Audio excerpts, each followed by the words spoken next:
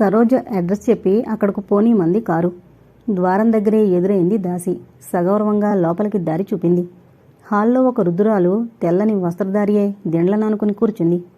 ఎవరు కావాలమ్మా? ప్రేమగా పలకరించింది. సరోజ వదినండి, ఆమె కోసం వచ్చాను అంది చుట్టూ కలి చూస్తూ. రామ్మ, కూర్చో. ఇమాంబి, వెళ్ళి చిన్నమ్మగారిని రమ్మను. అనురాధ ముసలమ్మకు చేరువలో కూర్చుంది. మరికొంతసేపటికి సరోజ వచ్చింది. అనురాధను ఆశ్చర్యంగా చూసింది. అంత త్వరగా వస్తుందనుకోలేదు. వెనకాలే నైటు పైజామాలో భర్త కూడా వచ్చాడు. మీరా, నమస్కారం, ఈరోజు సుదినం అన్నాడు నవ్వుతూ. ప్రతి నమస్కారం చేసింది లేచి నిల్చుని. పర్వాలేదు, కూర్చోరాదా? అన్నయ్య రాలేదా? లేదు సరు, బావ దగ్గరికి వెళ్ళి అలాగే నిన్ను చూద్దామని వచ్చాను. రేపు అన్నయ్య పిల్లలు వస్తారు. బావగారి కోపం తగ్గిందా? హిందీలో ప్రశ్నించాడు. కోపం లేదండి, మా ఇంటి విషయం మీకు సరోజ చెప్పే ఉంటుంది. అందుకే ఆయన ఇలాంటి విషయాల్లో జంకుతారు. సరోజ జీవితం ప్రశాంతంగా గడపాలనే ఆయన కోరిక. సహజమే, ఎవరమ్మాయి గురించి వాళ్లకు ఆదుర్దా ఉండే ఉంటుంది. మా అబ్బాయి అందరిలాంటి వాడు కాదు, నిశ్చింతగా ఉండండి. అమ్మాయి, మా రోజాకు హిందీ సరిగ్గా రాదు, నువ్వెలా మాట్లాడతావు స్వచ్ఛంగా అన్నారు ముసలావిడ. సరోజదే స్వచ్ఛమైన హిందీ అండి. మనము మాట్లాడేది సగం ఉర్దూ. నేను చాలా కాలం నుండి హైదరాబాద్కు దగ్గరగా ఉన్నాను. సంభాషణ ఉర్దూలో సాగింది.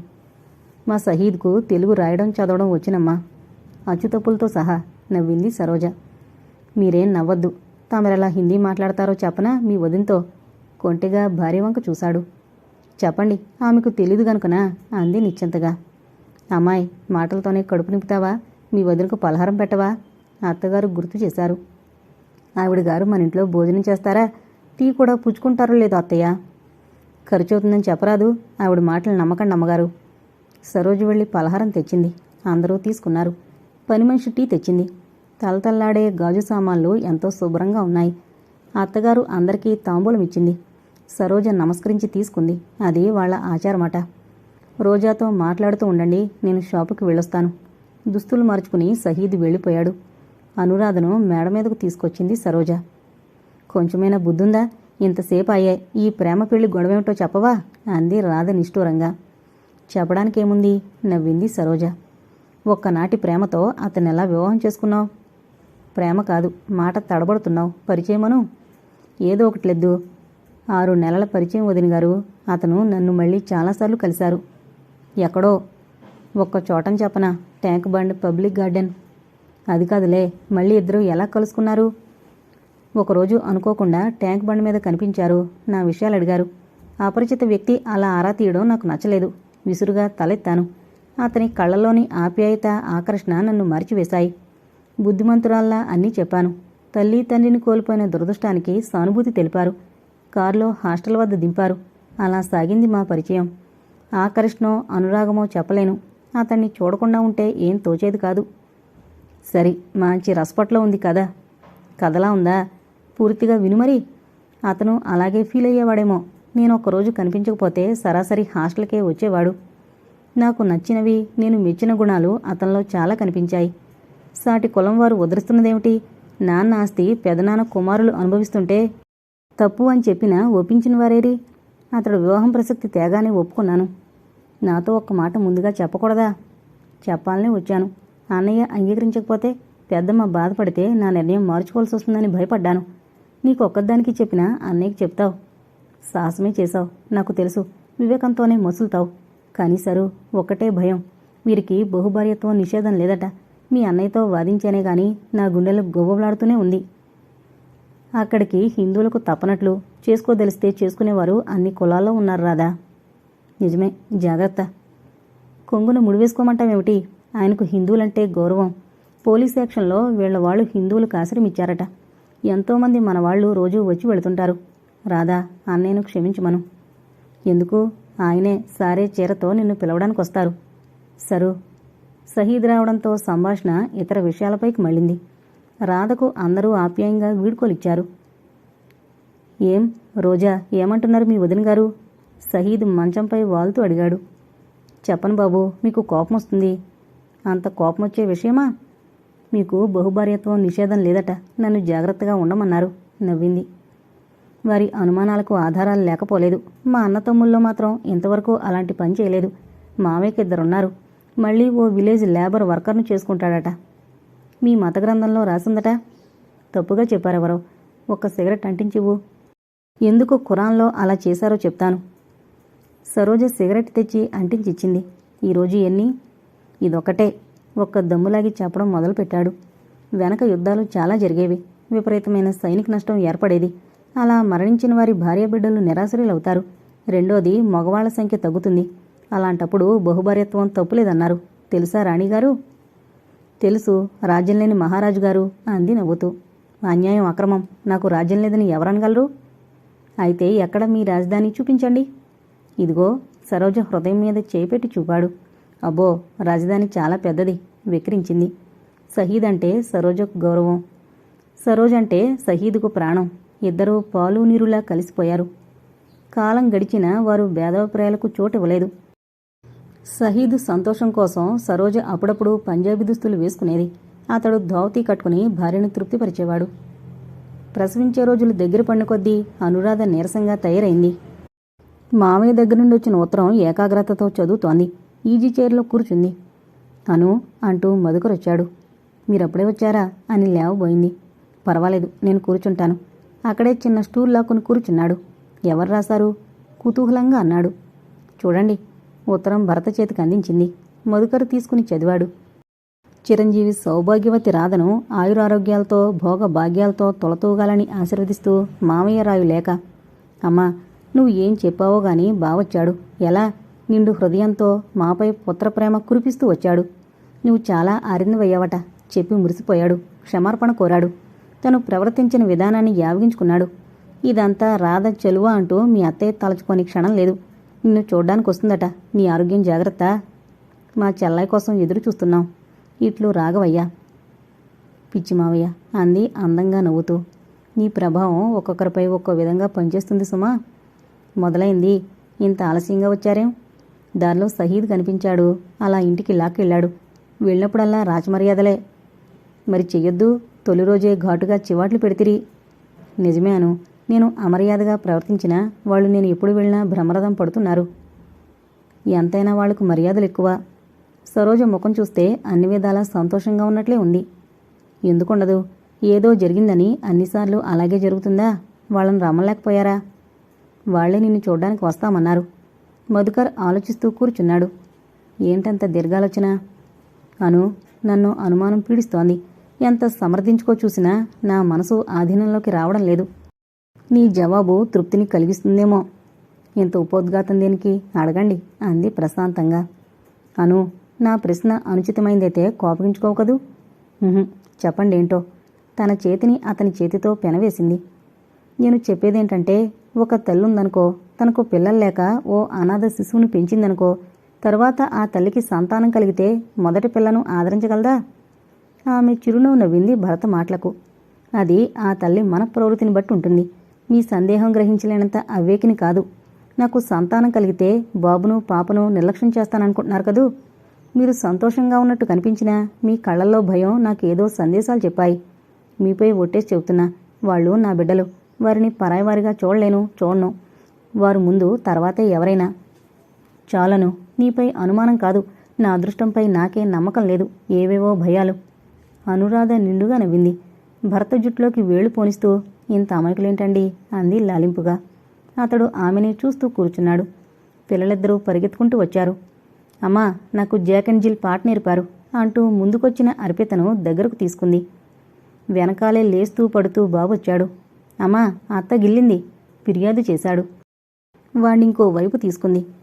అత్తగాదురా, అక్క అనాలి. అత్త అత్త అన్నాడు నోరు తిరగక. అక్క అనలేని వాడువు ఏం చదువుతావురా? మధుకర్ నవ్వుతూ అడిగాడు. 1, 2, 20, 21 చదువుతాను. ఇద్దరూ పక్కున నవ్వారు. అమ్మా, వీడు ఓ పిల్లాన్ని కొరికాడే. టీచరు నోటికి పట్టి వేస్తానంది.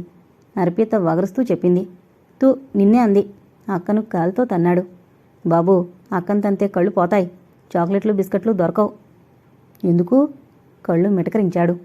ఎందుకా? పెద్దవాళ్లను చిన్నవాళ్లను కొడితే చాక్లెట్లు దేవుడెత్తుకుపోతాడు అంది రాధ. అత్తను కొట్టను, చాక్లెట్లు ఇయ్యి. అనురాధకు వాడి ఫోజు ముద్దొచ్చింది. గట్టిగా ముద్దు పెట్టుకుంది. అల్మరాల నుండి చాక్లెట్లు తీసిచ్చింది. అత్తకే చాలా ఉన్నాయి. కళ్ళింత చేసి చూశాడు. నీకే ఎక్కువ ఉన్నాయి. అర్పిత రాగం తీసింది. ఇద్దరికీ సమంగా ఇచ్చాను. పదండి, బట్టలు మార్చుకుందరు గాని. ఇద్దరినీ చేయి పట్టుకుని తీసుకెళ్ళింది. అమ్మా, వీడు టీచర్ పేరడిగితే అనిల్ అని చెప్పడు, బాబు అంటాడే, అందరూ నవ్వుతారు. అవునా నాన్నా? వాడేదో గొప్ప పని చేసినట్టు నవ్వుతున్నాడు. నాన్నా, నువ్వులా? తండ్రి చేయి పట్టుకుని లాగాడు. ఎక్కడికి రా? అక్కలా మీ అమ్ముందిగా, చాక్లెట్ ఇస్తుంది. మా అమ్మ దగ్గర లేవురా, జాలిగా ముఖం పెట్టాడు మధుకర్. అయితే మా అమ్మ మంచిది, నాయనం కంటే మంచిది. తాలాత్తా. అప్పుడే లోపలికొచ్చిన శాంతమ్మ మనవడి మాటలకు మురిసిపోయింది. ఏమన్నవరా బడవా, ఇలా రారా మధు. మధుకర్ చేతిలో మరమరాల వండుంచింది. ఓరగా మనవడి వంక చూసింది. నాన్నా, మీ అమ్మ సానా మంచిది, నాకు పెట్టినానా. నానా, నువ్వే మంచి. ప్లేటు ఫిరాయించాడు. అందరూ గొల్లుని నవ్వారు. వాడు సిగ్గుతో అనురాధ ఒడిలో దాక్కున్నాడు. విక్టోరియా హాస్పిటల్లో ఒక రూమ్ ముందు మధుకర్ పిచ్చి చూపులతో పచారులు చేస్తున్నాడు. లోపలికి వెళ్లే ధైర్యం లేక అక్కడే నిల్చున్నాడు. మమత, అనురాగం అందరి పట్ల ఒకటే. అనురాధ కంఠం నుండి వెలువడే బాధాపూరితమైన అరుపులు వినలేకపోతున్నాడు. హైదరాబాదులో పేరు మోసిన లేడీ డాక్టర్, ఇతర అసిస్టెంట్లు కేసు అటెండ్ అవుతున్నారు. ఆపరేషన్ చేస్తేనే పాప సుఖంగా ఉంటుందని చెప్పారు. మిస్టర్ మధు, మరీ అంత పిచ్చివారవుతారనుకోలేదు. డాక్టర్గా నిగ్రహించుకోండి. ఇంతకు ఎక్కువ ప్రమాదమైన కేసులెన్నో చూడలేదా మనము? అప్పుడే స్ప్రింగ్ డోర్స్ తీసుకుని బయటకొచ్చిన లక్ష్మి ధైర్యం చెప్పింది. అనురాధకి ఎలా ఉంది మిస్ లక్ష్మి? ఆత్రంగా ప్రశ్నించాడు. అంతా సవ్యంగానే జరుగుతుంది, డోంట్ వర్రీ. భయం కాదు, నా అదృష్టంపై నాకే నమ్మకం లేదు. విధి ఇదివరకే నాపై గట్టి దెబ్బతీసింది. ఇప్పుడిప్పుడే కోలుకుంటున్నాను. ఇక ఏం జరిగినా భరించే శక్తి లేదు. చెప్పానుగా, అంతా మంచిగానే జరుగుతుందని. పదండి థియేటర్లోకి అంటూ థియేటర్లోకి దారి తీసింది. నోనో, ఐ కాంట్ స్టే, మీరు వెళ్ళండి. నిమిషాలు గంటలుగా మారాయి. మిస్ లక్ష్మి గ్లౌస్ తీసేస్తూ బయటకొచ్చింది. Mister Madhu, sorry. డాక్టర్, అనూకి ఎలా ఉంది? మధుకర్ గొంతు వణికింది. She's all right. పాప పోయిందా? నో మై చైల్డ్, ఆరోగ్యంగా ఉన్నాడు. కానీ అనురాధకు ఇకపై సంతానం కలగదు. ఆమె ప్రాణం కాపాడాలంటే వేరు మార్గం లేదు. మిస్ లక్ష్మి ఆవేశంగా ఆమె చేయి నొక్కాడు. Thank you, thank you. నాను బ్రతికింది, అంతే చాలు. పోనివ్వండి, ఉన్నవాళ్ళు చాలు, మీ రుణం తీర్చుకోలేను. No, that is my duty. వెళ్ళి ఆమెను చూడండి. అప్పుడే స్ట్రెచర్ మీద రూంలోకి తీసుకువెళుతున్నారు అనురాధను. అచేతనంగా పడున్న భార్యను చూసి చలించిపోయాడు. పిండి బొమ్మలా ఉంది. మంచం మీద పడుకోబెట్టాక ఇంజక్షన్లు ఇచ్చారా, అది చేశారా, ఇది చేశారా అని నర్సులను తొందర పెట్టాడు. పైన తిరిగే ఫ్యాన్ శక్తికి కదిలే ఆమె ముంగురులతో ఆడుకుంటూ గడిపాడు రోజంతా. అనురాధ నీరసంగా తలెత్తి అత్తగారి వంక చూసింది. అత్తగారు ఆందోళనగా తన ముఖంలోకే చూస్తోంది. ఏమ్మా, ఇప్పుడెలా ఉంది? నీరసంగా ఉందత్తయ్య. పాపా బాబు రాలేదా? వచ్చారు, అవతల మల్లం దగ్గరున్నారు. శాంతమ్మ మాట పూర్తి కాకమునిపే అర్పిత, అనిల్ మధుకర్తో గదిలోకొచ్చారు. తల్లిని చూసి అమ్మ, ఇద్దరూ మంచం దగ్గరకు చేరారు. కొలువ కాడల్లా ఉన్న చేతులెత్తి ఆప్యాయంగా పిల్లల బొగ్గలు నిమిరింది రాధ. అంత దగ్గరగా వెళ్లొద్దు, అమ్మ కొంట్లో బాగలేదు. అదిగో నర్సు దగ్గరికి వెళ్ళండి, మీకు తమ్ముని చూపిస్తుంది. మధుకర్ మాటలకు శాంతమ్మ కూడా లేచింది. నేను చూడలేదురా బాబును. అంతవరకు తనకు కొడుకో కూతురో క్షేమంగా ఉన్నారో లేదో తెలియని అనురాధ కళ్ళు మెరిశాయి. తనకు బాబు పుట్టాడన్నమాట అని అనుకుంది. అను నీరసంగా భర్తను చూసింది. అతడు స్టూలు దగ్గరగా లాక్కుని కూర్చున్నాడు. నిన్ను బ్రతికించుకోవడం గగనమైంది. నేను పిల్లలు అదృష్టవంతులం కాబట్టి బ్రతికావు. అతని కళ్ళు సజలమయ్యాయి. చా, ఊరుకోండి. భర్త కళ్ళు ఒత్తింది. ఏమండి, నా కాళ్ళు కట్టెల్లా ఉన్నాయి అంది నీరసంగా. 2 కాళ్ళు దగ్గరగా తెచ్చి మళ్లీ చాపింది. ఇలా 5-6 సార్లు చేశాక తనంతట తానే చాపగలిగింది. నర్సును పిలిపించి ఇంజెక్షన్ తెప్పించాడు. చూసారా, అచ్చంగా బాబులానే ఉన్నాడు. మురిసిపోతూ చంటివాణ్ణి ఎత్తుకొచ్చింది శాంతమ్మ. పక్కలో చోటు చేసి అనురాధను జరిపి పడుకోబెట్టింది. అంతవరకు పసివాణ్ణి సరిగ్గా చూడని మధుకర్ వాణ్ణి పరీక్షగా చూశాడు. అతడి కళ్ళు తృప్తిగా మెరిశాయి. బాబును చూడను, ఇద్దరూ ఒకేలాగున్నారు, అందంగా ముద్దొస్తున్నారు. పసివాడు బొగ్గలు ఆప్యాయంగా నిమురుతూ అన్నాడు మధుకర్. మీలాగే మీ బిడ్డలు అందంగా ఉన్నారు విని వినపడినట్లంది. భార్య నోటి నుండి ఆ మాట విన్న మధుకర్ పులకించిపోయాడు. నేను తమ్ముని ఎత్తుకుంటానమ్మా, అర్పిత మారం చేసింది. నేను కోలా. బాబు యుద్ధానికి సిద్ధమయ్యాడు. ఇద్దరినీ శాంతమ్మ కసురుకుంది. బిక్కముఖం వేసిన పిల్లలను దగ్గరకు తీసుకుంది అనురాధ. ఇంటికొచ్చాక ఎత్తుకుందు గాని నర్సు కోపడుతుంది. మళ్ళీ నేనొద్దా? ఉరిమాడు బాబు. నువ్వు కూడా నానం వెంట వెళ్ళి ఆడుకో అంది లాలింపుగా. మళ్ళీ నువ్వెప్పుడొత్తావు? దిగులుగా చూశాడు బాబు. 2 రోజుల్లో వస్తానమ్మా, మీరిద్దరూ తగాదా పెట్టుకోకుండా బడికి వెళ్ళండి. నాయనమ్మను విసిగించకండి. ఏం పాపా? అలాగేనమ్మా. నాయనమ్మ గట్టిగా జడవేస్తుంది, నాకు నచ్చలే. బొంగుమూతి పెట్టింది అర్పిత. ఇది వరస. 2 రోజులకే ఒక కొలికి తెచ్చారు నన్ను. కారు ఉండే ఉందిగా, సరువు దగ్గరకు పంపండి అత్తయ్య. ఏదో ఒకటి చేస్తాం, నువ్వు ఎక్కువగా మాట్లాడకు. మధుకర్ భార్యను కసురుకున్నాడు. మల్లమ్మ అనురాధ దగ్గర నుండి పిల్లల్ని తీసుకుని శాంతమ్మ వెళ్ళిపోయింది. మధుకర్ భార్య చేత పాలు తాగించి దిండు వేసి కూర్చుండబెట్టాడు. నర్సులు చేసిన పని నమ్మడు, తానే స్వయంగా చూస్తాడు. ఈ వారం రోజుల్లో మునిపటికన్నా సన్నిహితులయ్యారు. డ్యూటీ చేస్తున్నా మధ్య మధ్య వచ్చి భార్యబిడ్డల్ని చూసిపోతాడు. విసుగ్గా ఉందాను. మీ సమక్షంలో విసుగేమిటి? దిగులుగా ఉంది. పిల్లలిద్దరూ అత్తయ్యను ఎంత వేపు తింటున్నారో. ఇంతలో కట్టెను తొలగించుకుని మోహన్, మాలతి వచ్చారు. మధుకర్ ఆహ్వానించాడు. మోహన్ చనువుగా రాధను పలకరించాడు. మాలతి బిడియపడుతూ పలకరించి బాబునెత్తుకుంది. అను, నేనలా రౌండ్స్కు వెళ్ళొస్తాను, మీరు మాట్లాడుతూ ఉండండి చెప్పి స్టెతస్కోపు తీసుకుని వెళ్ళిపోయాడు. రాధా, నాకెవరిపైనా కోపం కానీ బాధ కానీ లేదు. ఒకప్పుడు కాస్త బాధపడ్డమాట నిజమే. ఇప్పుడదేదీ లేదు. గతం ఆలోచించే తీరిక కూడా లేదు. భగవంతుడు ఏది చేసినా మన మేలుకే చేస్తాడు అంది. ముఖంలో ఏ భావం కనిపించకుండా మాలతి. ఇంకేదో చెప్పబోయేలోగా సరోజ, సహీద్ వచ్చారు.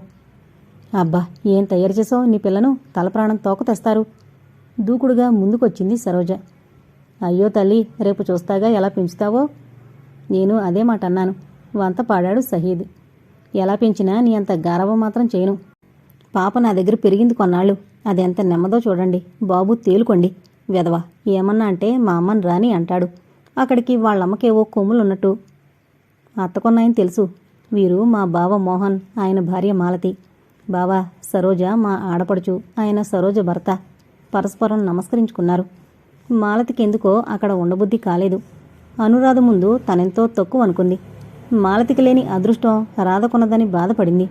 లాలించే భర్త, మందలించే అత్తగారు, ముత్యాలాంటి పిల్లలు, మేలమాడే స్నేహితురాలు, తనకు అపురూపంగా చూసే తల్లిదండ్రులున్న ఏదో అసంతృప్తి. తీపి ఎక్కువైనా మొహం ఒత్తుతుంది. ఇక భర్త, ఆస్తి కోసం తనను చేసుకున్న భర్త నుండి సంపూర్ణ అనురాగం ఎలా పొందుతుంది? అనురాగం కంటే అధికారమే ఎక్కువ. ప్రతి మాటలో తన అంగవైకల్యాన్ని ఎత్తి చూపినట్లు మాట్లాడతారు. అత్తమామలు, ఆడబిడ్డ అందరూ తను వారి కుమారుని ఏదో చేసినట్టు చూస్తారు. పోనీ పసిపాపల ఆటపాటలతో కాలక్షేపం చేద్దామంటే భగవంతుడు అక్కడ చిన్నచూపే చూశాడు. మాలతి, చూడు బావ ఏమంటున్నారో. ఏంటి? ఏమంటున్నారేమిటి? అయోమయంగా తలెత్తింది. సరి, మీరీ లోకంలో లేరన్నమాట. సరోజ పకపకా నవ్వింది. ఈ అబ్బాయిని పెంచుకుంటారట. నీరసంగా నవ్వి ఊరుకుంది మాలతి. మీ పిల్లలతో మా అమ్మగారికి భలే కాలక్షేపం, సహీద్ చెప్పాడు. అనురాధ అతన్ని పరిశీలనగా చూసింది. అదేంటి మీరు చిక్కి నల్లబడ్డారు? మీ సరువు పెట్టే పచ్చళ్ళు తినలేక ఏం కారం వేస్తుందని? అందుకే పాపం 1కి 10 సార్లు అడిగి వేయించుకుంటారు. అదేం లేదు రాదా, ఈ మధ్య డెహ్రాడూన్ వెళ్లారు, అక్కడ సరైన ఆహారం దొరకలేదు అంది. మధుకరొచ్చాక అందరూ సెలవు తీసుకుని వెళ్ళిపోయారు. బాబును ఉయ్యాల్లో వేసి పెద్ద పండగ చేశారు. బంధువులందరూ వచ్చారు. రాఘవయ్య గారు ఉన్నంతలో సారె తెచ్చారు. జానకమ్మ తానే తిరిగింది. సహీద్ తల్లి రకరకాల కానుకలు తెచ్చి తల్లి బిడ్డలను ఆశీర్వదించింది. ఉష పేరంటాళ్లకు పసుపు కుంకుమ ఇచ్చింది. బాబుకు అజిత్ అని నామకరణం చేశారు. భలే, అర్పిత, అనిల్, అజిత్ బాగుందోయ్, మంచి పేర్లు పెట్టావు. నీ పేరు ఆ వచ్చేటట్టు మార్చుకో. మధుకర్ స్నేహితులు హాస్యం చేశారు. అంతా వెళ్ళిపోయిన తర్వాత రాధను పక్కకు పిలిచి దిష్టి తీసింది జానకమ్మ. రాధ ఒంటరిగా ఉన్నప్పుడు తనలోని బాధ చెప్పుకున్నాడు మోహన్. నిన్ను విడుచుకొని చాలా నష్టపోయాను రాధా. బంగారు పంజరంలో బంధింపబడ్డాను. అమ్మా నాన్న ఆశీర్వాదమైనా దక్కించుకున్నాను. అది నీ చలవే. వద్దు బావా, అలా అనకండి. నన్ను ఓ తోబుట్టువుగా భావించండి. తెలివిగా మాలతిని సంతోషపెట్టండి. ఇప్పుడు విచారించి లాభం లేదు అంది ఓదార్పుగా. అవును రాధా, ప్రతికూల పరిస్థితుల్లో మానవుడు మచ్చు తేల్తాడు అన్నాడు నిట్టూరుస్తూ. రాత్రి 12 గంటలకు భార్యకు మందిద్దామనొచ్చిన మధుకర్ అలాగే నిలబడిపోయాడు. మంచానికోవైపు దోమతెరచాటున పసివాడు హాయిగా నిద్రపోతున్నాడు. వాడి ఉయ్యాలకు కట్టిన తాడు రాధ చేతిలో ఉంది. రాధకి ఇరుపక్కల అనిల్, అర్పిత పడుకున్నారు. కాస్త దూరంగా పోతే తమకు దొరకదేమో అన్నంత దగ్గరగా పడుకున్నారు. వారి కాళ్ళు చేతులు రాధను చుట్టేశాయి. చంటివాడు నిద్రలో ఏడ్చాడు. అనురాధ కళ్ళు విప్పకుండానే తాడు లాగింది. వాడు మళ్లీ ఏడవలేదు. పిల్లల పిలుపు తల్లికి నిద్రలో కూడా వినిపిస్తుందేమో. ప్రేమంటే ఏమిటి? ప్రేమ స్వరూపం బహుముఖాలు. బహు చిత్రమైంది కూడాను. అలాగే ఆలోచిస్తూ మందీయడం కూడా మరిచిపోయాడు. కాలచక్రం కింద 8 వసంతాలు నలిగిపోయాయి. ప్రపంచంలో ఎన్నో మార్పులు. కాఫీ కలుపుతున్న అనురాధ వద్దకొచ్చాడు మధుకర్. అర్పి ఏంటో అంటోంది అన్నాడు నెమ్మదిగా. ఏమంటుంది అంది తలెత్తకుండానే. అజిత్ పుట్టినరోజుగా రేపు. వాడికి 8 నిండుతాయి. నువ్వేం చేయొద్దన్నావట. ఎందుకు చేయొద్దన్నానో చెప్పలేదా? అత్తయిపోయి సంవత్సరమైనా కాలేదు. అప్పుడే వేడుకలెందుకు అంది విచారంగా. అను, అది నిజమే. కానీ ఆమె నీ చేతుల్లో తృప్తిగా కన్ను మూసింది. దుఃఖించే పనిలేదు. పిల్లలు ఉత్సాహపడుతున్నారు. కాదనుకో. నేను కాదన్నా అది ఊరుకుంటుందా? దానిష్టం. నా ఇష్టం లేదు మమ్మీ. నువ్వు ఒప్పుకుంటేనే నేను చేస్తాను. ఎప్పుడొచ్చిందో అర్పిత అక్కడికి. సరే, వెళ్ళి కావలసినవి తెచ్చుకో. అలాగే మీ అత్తయ్యకి చెప్పిరా. బాబాయ్ గారింటికి వెళ్ళి మాలతికి ఉషకి చెప్పిరా. అమ్మో, మరిచిపోయాను. ఉషకేదో సలహా కావాలట, వస్తానంది. అప్పుడే కేసులు చూస్తుందేమిటి డాక్టర్ అమ్మగారు? నా సలహా ఎందుకబ్బా? అర్పి, త్వరగా తెమలండి. ఈరోజు మీకు ఆప్షనల్ హాలిడే కదూ. మధుకర్ వెళ్ళిపోయాడు. అమ్మా, కోపం వచ్చిందా? కోపం ఎందుకమ్మా? వెళ్ళు, పిచ్చి తల్లివి. ప్రేమగా వీపు నిమిరింది. మరో గంటలో శాంతి నర్సింగ్ హోం నుండి కారు వెళ్ళిపోయింది. ఇందిర కారు లేని చివర ఆపి అటు ఇటు పరీక్షగా చూసింది. శాంతి నర్సింగ్ హోం అన్న బోర్డు కనిపించింది. కారు అటుకేసి పోనిచ్చింది. అదే వేషం, అదే తీరు. గడిచిన కాలమానం చూపించేది మాత్రం అక్కడక్కడా నిరిసిన జుట్టు, కళ్ళ కింద ఏర్పడిన నల్లని వలయాలు, ముదురు నీలం జార్జెట్టు చీర, అదే రంగు బ్లౌజు శరీరకాంతిని బయట పెడుతోంది. కారొచ్చి కాంపౌండ్లో ఆగుంది. అక్కడ ఫౌంటైన్, చిన్నపిల్ల బొమ్మ 2 చేతులతో 2 వైపులా చూపుతోంది. ఒకవైపు నర్సింగ్ హోం, రెండో వైపు శాంతి నిలయం ఉంది. క్షణం ఆలోచించి కారు దిగి ఇంటివైపు దారి తీసింది. రకరకాల పూల మొక్కలు స్వాగతం ఇవ్వలేక తలలు వంచుకున్నాయి. ద్వారం తీసుకుని లోపలికి వెళ్ళింది. ఎందుకో గుండెలు వేగంగా కొట్టుకోసాగాయి. చుట్టూ కలిగి చూసింది. నీటుగా ముచ్చటగా ఉంది. పనిపిల్ల కాబోలు వచ్చింది చప్పుడు విని. ఎవరండి? ఎవరు కావాలి? డాక్టర్ గారున్నారా? ఎందుకో కంఠం వణికింది. లేరు, బయటికి వెళ్లారు. ఆయన భార్య ఉందా? ఎందుకో ఆమె గొంతు ఆమెకే అసహజంగా వినిపించింది. ఉన్నారు, కూర్చోండి, పిలుస్తాను. అక్కడే ఉన్న సోఫా చూపింది. ముఖం నుదుట కుంకుమతో పోటీ పడుతోంది. సాదా ప్రింటు చీర, మెడలో నల్లపూసలు, వదులుగా ముడివేసిన వెంట్రుకలు అనురాధ అందానికి వింత సోయగాన్ని కూరుస్తున్నాయి. ఆగంతుకురాలకేసి చూసి ఉలిక్కిపడింది. ఒకరోజు అదే ఇంటిని నరకం చేసి వెళ్ళిపోయిన ఇందిర. అవును, ఆమె. పబ్లిక్ గార్డెన్లో ఫోటోలో చూసింది. మళ్ళీ ఎందుకొచ్చినట్లు? చల్లగా సాగిపోయే సంసారంలో ఏం తుఫాను రేగనున్నదో. టీవీగా కూర్చున్న ఇందిరను చూస్తే వేసమెత్తు పొగరు తగలేదనిపించింది. తను తాను సంభాళించుకుని వెళ్ళి సోఫాలో కూర్చుంది. 2 నిమిషాలు ఒకరినొకరు చూసుకున్నారు. కడకు అనురాధే పలకరించింది. మీరు ఇందిరనుకుంటాను. అనుకోవడమేమిటి? ఇందిరనే. పిల్లలింట్లో లేరా? లేరు, వాళ్ళ నాన్నగారితో షాపింగ్కి వెళ్లారు. ఓహో, ముసలమ్మ లేదా? అత్తయ్య గురించేనా మీరు అడిగేది? ఆవిడ మరణించి 10 నెలలు కావస్తోంది. ఇంతకీ ఇన్నాళ్ళకొచ్చారు, కారణం తెలుసుకోవచ్చునా? ఇందిర బిగ్గరగా నవ్వింది. అనురాధ వంక నిర్లక్ష్యంగా చూసింది. నా రాకకు ప్రత్యేకమైన కారణాలు కావాలా? ఎప్పుడైనా రాగలను. ఆమె మాట్లాడే తీరు చూస్తే రాధకు మండింది. సాటి స్త్రీగా మీకు గౌరవం ఇవ్వగలను, కానీ ఒక్క విషయం చెప్పడానికి చింతిస్తున్నాను. కారణం లేకొచ్చే అర్హత ఏనాడో కోల్పోయారు మీరు. మీ స్థానంలోనే నేను ఇంట్లో అడుగు పెట్టాను. నా స్థానం ఒకటుండి ఏడిస్తేగా అది నీకు దక్కడానికి. నేను ఇక్కడ ఉండాలని రాలేదు. పిల్లల్ని తీసుకువెళదామని వచ్చాను. అంతే, వారు రాగానే వెళ్ళిపోతాను. పిల్లల్నా? ఏ ఆధారంతో ఆ మాట అనగలుగుతున్నారు? ఏ ఆధారం కావాలేమిటి? నా పిల్లలను నేను తీసుకువెళతాను. మీ పిల్లలు? వాళ్ళు మిమ్మల్ని గుర్తు కూడా ఉంచుకుని ఉండరు. వాళ్ళ నాన్నగారు పంపుతారని అనుకున్నారా? మధ్య ఆయన పెత్తనం ఏమిటి? నా ఇష్టం. నా పిల్లలపై నాకు హక్కు లేదా? అంది కాళ్ళుపుతూ. అవును, ఎంత అందంగా మాట్లాడుతున్నారు. హక్కు ప్రసక్తి తెచ్చారు కనుక నేను అలాగే మాట్లాడతాను. వాళ్లకు జన్మనీయడం తప్ప ఏమీ చేయకపోవడం మీ హక్క. మమతతో పెంచి పెద్ద చేయడం మీ హక్కు కాదా? పిల్లలను లాలించి పెంచే బాధ్యతకు దూరమయ్యారు. హక్కు ప్రసక్తి అనవసరం. అదంతా నీకు అనవసరం. నా పిల్లలను నేను తీసుకువెళతాను. మధ్య నీ పెత్తనం ఏమిటి? నా పెత్తనం ఎందుకు లేదు? నా శరీరంలో ఒక భాగంగా పెరిగారు. నా హృదయంలో ఒక భాగంగా మెదిలారు. అది పోనీయండి. 10 సంవత్సరాల నుండి లేని ప్రేమ హఠాత్తుగా ఎందుకు కలిగిందో? కారణాలు కావాలా? ఇదివరకు నాకు డబ్బు లేదు. ప్రపంచంలో డబ్బు లేని ఏమీ చేయలేం. హఠాత్తుగా మా మావయ్య పోయాడు. ఆస్తి మమ్మీకొచ్చింది. అదంతా నాకే ఇచ్చింది మమ్మీ. దాంతో అన్నయ్యలు, అక్కయ్యలు వాళ్ళ సొమ్ము పోయినట్టు తగ్గు పెట్టుకుని పోయారు. దేశమంతా తిరిగాం. లండన్ కూడా వెళ్ళొచ్చాం. డాడీ ముసలివారయ్యారు. పిల్లలుంటే సందడిగా ఉంటుందని వచ్చాను. హఠాత్తుగా ఇందిర మూడ్సు మారిపోయాయి. జాలిగా మొహం పెట్టింది. నీకు నీ పిల్లవాడున్నాడు. ఇప్పుడు ఆలోచిస్తే ఏదో పోగొట్టుకున్నాననిపించింది. ప్లీజ్ నా పిల్లల్ని నాతో పంపే. నువ్వు తల్లివేగా, నా ఫీలింగ్స్ అర్థం చేసుకుంటావనుకుంటాను. 2 కన్నీటి బిందువులు జారాయి చెంపల మీద. అంతలోనే కరిగిపోయి శాంతపడింది అనురాధ. ఇందిరవంక చూసింది.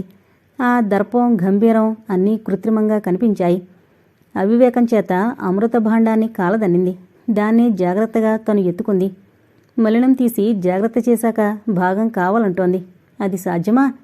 తనకెప్పుడూ పిల్లలు లేరనిపించరే. తండ్రి సంగతి తర్వాత. తను వాళ్ళని విడిచి ఉండగలదా? పాప ఒక్క క్షణం కనబడకపోతే గిజగిజలాడిపోతుందే. కానీ ఆలోచనలు ఇంకోవైపు మళ్ళాయి. ఏ జన్మ పాపమో, తను ఒక బాబుతోనే తన గర్భం నిష్ఫలమైంది. తల్లిని బిడ్డలను వేరు చేసిన పాపం తనకెందుకు? తనకు ఇందిర ఉసిరెందుకు? పాప బాబు ఎక్కడున్నా తనను మరిచిపోరు. అలాంటప్పుడు పిల్లలను ఆమెతో పంపితే అమ్మో, తన గుండె ఆగిపోదు. ఏం ఆలోచిస్తున్నావు? మధుకర్ ఒప్పుకోడనా? ఇందిర ప్రశ్నించింది. కాదు, నేనే వాళ్ళని విడిచి ఉండలేను. నన్ను చాలా ఇరుకుని పెడుతున్నారు. పిల్లలను రానియండి, చూద్దాం ప్లీజ్. మీరా గదిలో కూర్చోండి. మిమ్మల్ని చూడగానే వాళ్ల భావాలు ఎలా ఉంటాయో ఆయన ఆవేశపడతారు. ఇంతలో బయట కారు హారన్ చప్పుడు వినిపించింది. ఇందిర అసహాయంగా లేచి అనురాధ చూపిన గదిలోకి వెళ్ళింది. బిలబిలమంటూ పిల్లలు, తండ్రి వచ్చారు. అమ్మా, అక్కయ్య చూడు, ఏది కొందామన్నా తమ్ముడికేనంటుంది.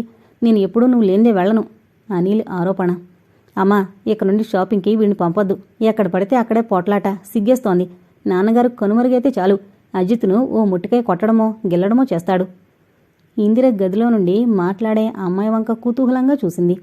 చక్కని విగ్రహం, పచ్చని శరీర ఛాయ, నడుం దాటే 2 జడలు, పచ్చ కంచిపట్టు పరికిణీపై తెల్లని జాకెట్ వేసుకుంది. చెవులకు ముత్యాల జోకాలు, మెడలో ముత్యాల హారం. ఛీ, ఇదేం వేషం! అంతా ఊరి పిల్లల. చక్కగా ఫ్రాకేసి సాధనా కట్ చేసి బాబ్ హెయిర్ చేస్తే ఇదెక్కడి పిల్ల? స్వంత తమ్ముడిని విడిచి ఆ పిల్లాన్ని పట్టుకుంటుందేమిటి? ఒక్కసారి వెళ్ళి పిల్లల్ని ముద్దు పెట్టుకుంటే? ఆయనొచ్చారు. పిల్లల ముందు అవమానంగా మాట్లాడితే? అను, ఇవన్నీ చూడు, కూతురుగారి సెలక్షన్. ప్యాకెట్లన్నీ విప్పి చూసింది అనురాధ. తృప్తిగా కూతురు వంక చూసింది. నచ్చాయా? నచ్చకేం, మా అమ్మ తెచ్చాక వంక కూడానా? చాలా బాగున్నాయి అర్పి. అర్పిత కళ్ళు గర్వంతో మెరిశాయి. చూసావా, కూతురు తెస్తే రెండో మాట లేదు. అదే నేను తెస్తే బోర్డర్ పెద్దదనో ఏదో అంటావు. ఏరా నీల్, అంత నెమ్మదిగా నిలబడ్డావు. అక్కపై చాడీలు లేవు. అను, వీడికి గారాభం ఎక్కువైంది. అజిత్ను, అర్పిని కాల్చుకు తింటాడు. ఏమన్నావురా నాన్న? అందరి నోళ్లలో నువ్వే ఉంటావు. ప్రేమగా వాడి తల నిమిరింది. తండ్రి అంటే కాస్త జంకు. అందుకే అక్కవంక కొరకొరా చూశాడు. వాడి చూపులు చూసి అనురాధ నవ్వుకుంది. చూసావమ్మా వాడెలా చూస్తున్నాడో? అబ్బో, మింగేస్తాడక్క. అజిత్ వెళ్ళి అర్పిత వెనక దాక్కున్నాడు. ఒరే అజిత్, నీకు నోరు పెద్దదిరా. అన్నే నాలా అనొచ్చా? అర్పి, ఈ బట్టల లోపల పెట్టు తల్లి అంది రాధ. అర్పిత బట్టలు, ఆట సామాన్లు, తినుబండారాలు లోపల పెట్టొచ్చింది. ఇది చూసిన ఇందిర మనసు చివుకుమంది. అదేంటి, అర్పిత పనిపిల్ల అలాంటి పనులు చెప్తుందేమిటి? పైకి మాత్రం ప్రేమ ఒలకబోస్తోంది. అను, చెప్పడం మరిచాను. ఒక స్నేహితుని ఫేర్వెల్ పార్టీ, లంచ్ అరేంజ్ చేశాం. నేను వెళతాను. నువ్వు పిల్లలు భోజనం చేసేయండి. అర్పి, అర్జెంట్ కేసైతే ఫోన్ చెయ్యమ్మా. అతను బయటకు వెళ్ళగానే ఇందిర గదిలో నుండి బయటకొచ్చింది. పిల్లలు తండ్రిని కారు వరకు సాగనంపడానికి వెళ్లారు. అదేంటి, ఆయనతో చెప్పనేలేదు అంది కోపంగా. ఇక్కడ ఆవేశపడితే లాభం లేదు, ఆలోచించి ఆయనతో చెప్పాలి. అనిల్ తిరిగొచ్చాడు. అమ్మా, ఆకలవుతోందే. పాప, అజిత్ కూడా వచ్చారు. ఇందిర తన పిల్లల్ని దగ్గరకు తీసుకోబోయింది. సిగ్గుపడి వాళ్ళు దూరంగా జరిగారు. ఇందాక లేదు, ఇప్పుడు ఎలా వచ్చిందా అని పాప విస్తుపోయింది. రండి, భోజనం చేద్దాం. వారు మాట్లాడుకొచ్చింది ఇందిర. తండ్రి లేని మూలాన అనిల్ అల్లరి అంతా ఇంతా కాదు. ఇందిర సంభ్రమంగా చూసింది. అమ్మా, నాపడమేది? అజిత్ అటు చూశాడు. అనిల్ గుట్టు చప్పుడు కాకుండా తింటున్నాడు. అజిత్ ఇంత అన్నం తీసి అనిల్ కంచంలో దిమ్మరించాడు. ఇదేం పనిరా? రాధ చిరుకోపంతో చూసింది. అమ్మా, నీది నాన్నది అన్నాడు నవ్వుతూ. సరదాగా భోజనాలు ముగిశాయి. ఇందిర సాయంత్రం వరకు వాళ్లతోనే గడిపింది. అర్పితను చూసి ఆశ్చర్యపోయింది. తనకు రాని పనులెన్నో అర్పితకొచ్చు. మధుకరకు చెప్పుంచమని మళ్ళీ వచ్చి తీసుకెళ్తానని చెప్పి వెళ్ళిపోయింది ఇందిర. అబ్బా, ఎవరమ్మా ఆమె? ఆ వేషం అది? అర్పిత తల్లిని అడిగింది. మా స్కూల్లో ఓ టీచర్ ఇలాగే ఉందే. పేదాలకు రంగు పూసుకుంటుంది. బందర్ అని ముద్దు పేరు పెట్టుకున్నాం. తప్పు నాన్న, పెద్దవాళ్ళని అలా అనద్దు ముద్దుగా మందలించింది. అమ్మా, సరోజ అత్తయ్య కొడుకు నడుస్తున్నాడే. "ఉమ్," అంది పరధ్యానంగా. ఏంటే అమ్మా అంతలా ఆలోచిస్తున్నావు? అర్పి, నాకు దూరంగా ఉండగలవా అమ్మా? అంటే నేను అమ్మను కాననుకో, మీ స్వంతం వచ్చి నిన్ను తీసుకువెళతానంటే? అనురాధ కంఠం పూడుకుపోయింది. అమ్మా, రాధ ఒడిలో ముఖం దాచుకుంది అర్పిత. 5 నిమిషాలు మౌనంగా గడిచాయి. అమ్మా, మనింటి సంగతులు కొన్ని వాళ్ళు వీళ్ళు చెప్పగా విన్నాను. అయితే ఆవిడేనా నాన్నగారిని వదిలి వెళ్ళిపోయినావిడ? ఆమె నన్ను పంపమని అడిగిందా అమ్మా? అవును, బెదిరించింది. తర్వాత బ్రతిమలాడింది. నువ్వు కరిగిపోయావు. అమ్మా, నన్ను పంపించి నువ్వు ఉండగలవా, లేక నేను విసిగిస్తున్నానా? అర్పి, అలా అనకు తల్లి. నా ప్రాణానికి నువ్వు దూరంగా పోతే పిచ్చెక్కుతుందేమోనని భయంగా ఉందమ్మా. కానీ స్త్రీగా తోటి స్త్రీని అర్థం చేసుకోవాలి. అన్నింటా అశాంతి పాలై నీ నీడను స్వాంతన పొందుదామనొచ్చింది. ఇప్పుడు నన్నేం చేయమంటావు చెప్పమ్మా? ఆవేదనతో నుదురు రాసుకుంది. అమ్మా, నిన్ను విడిచిపోను, పోలేను. నా కోసం ఒక పని చెయ్యమ్మా. కొన్నాళ్ళుండి అక్కడ సరిపడకపోతే వచ్చేయండి. తమ్ముడు, నువ్వు వెళ్ళండి. ఎంతైనా ఆవిడ నీ కన్నతల్లి. భగవంతుడి సమక్షంలో నన్ను దోషిగా నిలబెట్టకండి. ఒక విషయం తల్లి, తమ్ముడికి విషయాలు చెప్పొద్దు. అర్పిత తలెత్తింది. అనురాధ కళ్ళు వర్షిస్తున్నాయి. ఆమె కళ్ళు తింది. అమ్మా, నువ్వు లేని స్వర్గం కూడా నాకొద్దు. 2 చేతులు మెడకు పెనవేసింది అర్పిత. అనురాధ అర్పిత నుదురు ముద్దు పెట్టుకుంది. నేను ఎంత దూరంలో ఉంటానని నీకు ఏం కావాలన్నా ఫోను ఉన్నే ఉంది. నాన్నగారికి విషయం తెలుసా అమ్మా? నాన్నగారు ఒప్పుకోరనే నా ఉద్దేశం. తర్వాత చెప్పొచ్చు. రాత్రి 10 గంటలకు వచ్చాడు మధుకర్. ఇల్లంతా నిశ్శబ్దంగా ఉంది. మగపిల్లలు నిద్రపోయినా తల్లి కూతుళ్ళు రేడియో వింటూ కూర్చునే ఉన్నారు. ఆ రోజు వివిధ భారతిలో ప్రసారమైన నాటిక సారాంశం చెప్పి నవ్వించేది అర్పిత. పనిపిల్లను తలుపేసుకోమని బెడ్రూంలోకి వచ్చాడు. లైటు వెలిగించి చిన్నగా నవ్వుకున్నాడు. అనురాధ పొడవునా పడుకుంది అర్పిత. రోజురోజుకు పసిదవుతుందేమిటి? అర్పి, లేమ్మా. బట్టలు మార్చుకున్నాడు. పర్వాలేదు, ఉండనివ్వండి. లైటు తీసేయండి, కళ్ళు మండుతున్నాయి. లైటు వెలుగులో భరత తన ముఖం చూస్తే ఎన్నో ప్రశ్నలు ఎదుర్కోవాల్సి వస్తుందని భయం. అను, మధ్యాహ్నం మన ఇంటి ముందు కారుంది. నా కోసం ఎవరన్నా వచ్చారా? అనురాధ గుండె కొట్టుకుంది. కూడ తీసుకుని లేదు అంది. పేషెంట్ తాలూకా అయ్యుంటారులే. లైట్ అర్పి అక్కడే తన మంచం మీద వాలిపోయాడు. ఆదివారం ఉదయమే మధుకర్ బయటికి వెళ్ళాడు. ఏదో మెడికల్ స్టోర్సు ప్రారంభోత్సవం అంటూ. అనురాధ గంభీరంగా తిరుగుతూ ఏదో పోగొట్టుకున్నట్లు చూస్తోంది. అర్పిత వాడిన ముఖంతో ఉంది. అజిత్, అనిల్ మాత్రం ఎప్పట్లాగే తిరుగుతున్నారు. 10 గంటలకు ఇందిరొచ్చింది. మీ ఆయన ఏమన్నాడు? ఆయనకు చెప్పలేదు. 2 రోజుల కోసం పిల్లల్ని పంపుతాను. వాళ్ళక్కడ ఉండగలిగితే ఆయనతో చెప్తాను. ఉండలేరనా నీ ఉద్దేశం? నువ్వే చూస్తావుగా, తర్వాత బాధపడతావు. ఇంకొకరి పిల్లల్ని ఎందుకు పెంచానా అని. పాపా, అమ్మా. అర్పిత అనురాధ గుండెలకు కరుచుకుపోయింది. కొత్త మనిషిని వింతగా చూస్తున్నారు అన్నా తమ్ముళ్ళు. అర్పితను దూరంగా జరిపి అనిల్ను తీసుకుంది. అని, ఇటురా. నువ్వు అక్క వెళ్ళి ఆ ఇంట్లో 2 రోజులుండి రండి. అజిత్ రాడా? వాడొస్తే నేనొక్కదాన్నే ఉండాలి. మరోసారి వెళ్తాడు. అలా అయితే నేను నీ దగ్గరే ఉంటాను. వాడిని అక్కతో వెళ్ళమను. అది కాదురా, నువ్వే వెళ్ళాలి. నా మాట వినమ్మా. అజిత్ మారం మొదలుపెట్టాడు. నేను వెళతాను. మనం రేపు వెళదాం. అమ్మార్పి, నేను చెప్పింది గుర్తుందిగా. నువ్వు ఉండలేకపోతే వచ్చేయ్. ఇక వెళ్ళండి, నాన్నగారు వస్తారు. ఇందిర పిల్లలతో కారులో కూర్చుంది. దీని ముఖం, పిల్లలక్కడ ఉండలేరట. అక్కడ వైభవాన్ని చూస్తే మళ్ళీ ఇటు చూస్తారా అనుకుని కారు స్టార్ట్ చేసింది. అర్పిత దుఃఖాన్ని ఆపుకుంటూ అనిల్ నవ్వుతూ టాటా చెప్పారు. అనురాధ వెళ్లి మంచంపై పడి వెక్కి వెక్కి ఏడ్చింది. అర్పిత బాబు రక్తస్పర్శ ప్రభావం చేత అక్కడే ఉంటే తన గుండె ఆగిపోదు. భగవాన్, ఎంతసేపుందో తెలీదు. మధుకరొచ్చి నర్సింగ్ హోంకు వెళ్ళాడని చెప్పింది పనిపిల్ల. వేగంగా కొట్టుకునే గుండెను అదుపులోకి తెచ్చుకుంది. మొహం కడిగి బొట్టు పెట్టుకుంది. అజిత్కు అన్నం పెట్టి స్నేహితులతో ఆడుకోమని చెప్పింది. వాడుంటే అన్ని సంగతులు తండ్రితో చెప్తాడు. ఎవరని మధుకర్ ఆరా తీస్తాడు. మధుకర్ వచ్చాడు. పిల్లలేరని అడిగాడు. సరోజ ఇంటికెళ్లారని చెప్పింది. భోజనాల దగ్గర ఒక్క ముద్ద తినలేకపోయింది. అదేంటి, ఒంట్లో బాగాలేదా? మధుకర్ ముఖం చూడలేకపోయింది. అతని గుండెల్లో తలదాచుకుని అంతా చెప్పేసి పిల్లలను తెచ్చుకుందామన్న ఆవేశం వచ్చింది. వెంటనే ఎక్కడో దాక్కున్న స్త్రీత్వం మేలుకొంది. 2వ రోజు సాయంత్రం తలదూకుందామని డ్రెస్సింగ్ టేబుల్ దగ్గరకు వచ్చింది అనురాధ. అక్కడున్న గుండ్రని స్టూలు ఆమెను వెకిరించింది. అది అర్పిత కొరకు ప్రత్యేకంగా చేయించాడు. దానిపై అర్పిత కూర్చుంటే తను వెనకాల నిలబడి పెద్ద జుట్టు దువ్వేది.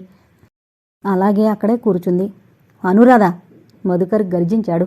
భయంగా తలెత్తింది. గుమ్మం పొడవునా నిల్చున్నాడు. అతని కళ్ళు నిప్పులు కురిపిస్తున్నాయి. నీలో ఇంత స్వార్థం దాగుందా? నిన్ను నేను దేవతగా పూజించానే. నా హృదయాన్ని మందిరంగా చేసి నిన్ను ప్రతిష్ఠించానే. ఎందుకు? నా నుండి నా పిల్లల్ని దూరం చేయమనా? ఎవరినడిగి పంపావు? అతడి ఉగ్ర స్వరూపం చూసి వణికిపోయింది. ఛీ, ఆ సిగ్గుమాలిందో చెడిగిందట, ఈ మతిమాలింది పంపిందట. వెళ్ళు, నా పిల్లలు నా ఇంట్లో ఉండాలి. బిడ్డలను అక్కడ వదిలి నీ దారి నువ్వు చూసుకో. మధుకర్ ఆవేశంగా చెయ్యెత్తాడు. ఆ దెబ్బకు అనురాధ చుట్టచుట్టుకు పడిపోవలసిందే. కాని మధుకర్ చెయ్యిని ఎవరో పట్టుకున్నారు. అనురాధ, మధుకర్ అటు చూశారు. నీరసంగా ఉన్న అర్పిత కనిపించింది. అనురాధ ముఖంలో కోటి జ్యోతులు వెలిగాయి. అర్పి అంటూ చేతులు చాచింది. అర్పిత తండ్రిని వదిలి తల్లి చేతుల్లో ఇమిడిపోయింది. ఇద్దరూ ఏదో తెలియని అనుభూతి పొందారు. మధుకర్ హాల్లోకొచ్చాడు. పనిపిల్ల ఏదో చెప్పాలని నిల్చుంది. ఏం అన్నాడు విసుగ్గా. అమ్మగారు నిన్నటి నుండి భోంచేయలేదు. ఇందాక కాఫీ ఇస్తే ఒక గుక్కెడు తాగి ఏమనుకున్నారో ఏమో అంతా పారబోసారు. ఇకపై పనిపిల్ల చెప్పే మాటలు వినిపించలేదు అతడికి. మనసు ఏంటోగా మారిపోయింది. అనిల్ వీధుల నుండే అరుస్తూ వచ్చాడు. తండ్రిని చూసి కాస్త తగ్గాడు. గదిలోకొచ్చి, అమ్మా ఆకలిస్తోంది, తినడానికి ఏమున్నాయి? అర్పితను వదిలి వాణ్ణి దగ్గరకు తీసుకుంది. ఎన్నో రోజులు చూడనట్టు అజిత్ అక్కఒడిలో దూరాడు. బిస్కెట్లు, కారం బూందీ పిల్లలకు భరతకు పెట్టింది. వాడిపోయిన అనురాధ ముఖం చూడలేకపోయాడు మధుకర్. తల్లి వాలకం గ్రహించింది అర్పిత. అమ్మా నువ్వు రావే. నేను తర్వాత తీసుకుంటాను. అయితే నేను తర్వాత తీసుకుంటాను. లేచింది అర్పిత. విధిలేక రాధ కూడా కూర్చుంది. అర్పిత తల్లికి పలహారం పెట్టింది. ఏమంటమ్మా, అట్లా అనొద్దు, ఇట్లా కూర్చోవద్దు అంటుంది. ఆ ముసలాడేమో నాన్నను ఏమో అంటాడు. కంట్రీ బ్రూట్స్, మేనస్ తెలీదు అంటారు. అక్కయ్య కథ చెప్తుందనుకుంటే చెరో చోట పడుకోవాలట. ఊరికి కసిరి కొట్టింది. పలహారం చేరా, తర్వాత నీ కబుర్లు అంది అనురాధ. అక్కయ్యనడుగు, కసరలేదా? నేను మాటకు మాట అన్నాను. ఆమెను మమ్మీ అనాలట. అక్కయ్య ఏడ్చింది. అక్కకు సాధనా కట్ చేయిస్తానంది. కిసుక్కుని నవ్వాడు. ఇక చాలు. తండ్రి ఆజ్ఞ విని నోరు మూసుకున్నాడు అనిల్. భార్యకు క్షమార్పణ చెప్పాలి అని వెతుక్కుంటూ వచ్చాడు. అర్పిత మంచంపై కూర్చుంది. అర్పిత రాధవడిలో తలపెట్టుకుని పడుకుంది. ఆమెను చూస్తే జాలిస్తుందమ్మా. స్లిప్పర్సు లేందే తిరగొద్దట. ఎవరి గదుల్లో వాళ్ళుండాలట. ఏంటో నాకంతా అయోమయంగా ఉంది.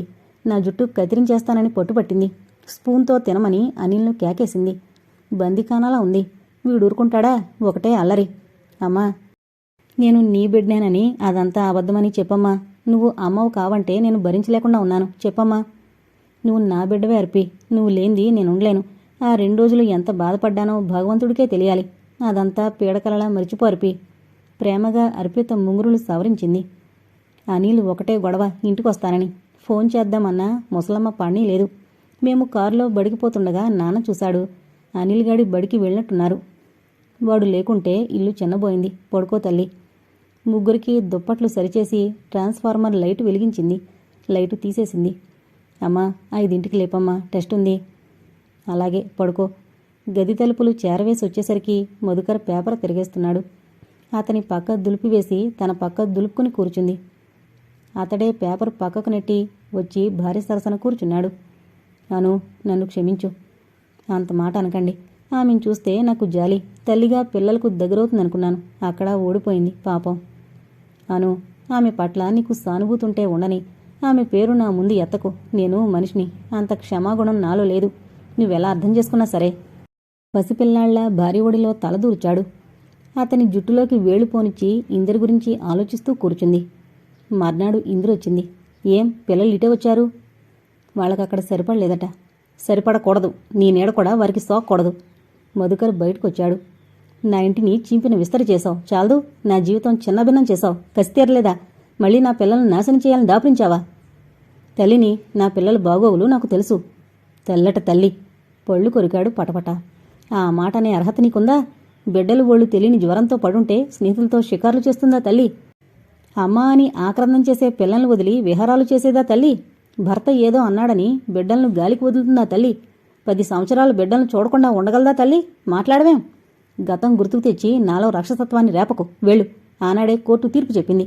అయినా వచ్చి బ్రతిమలాడాను. హీనాతి హీనంగా అవమానించావు. మర్చిపోయానా? పోను. వాళ్లపై ఏమాత్రం అభిమానమున్నా వాళ్ల జోలికి రాకు. వెళ్ళు. అంతేనా అన్నట్టు అనురాధకేసి చూసింది. అంతకంటే సహాయం తను చేయలేనట్టు చూసింది అనురాధ. భారంగా వెళ్ళి కారులో కూర్చుంది.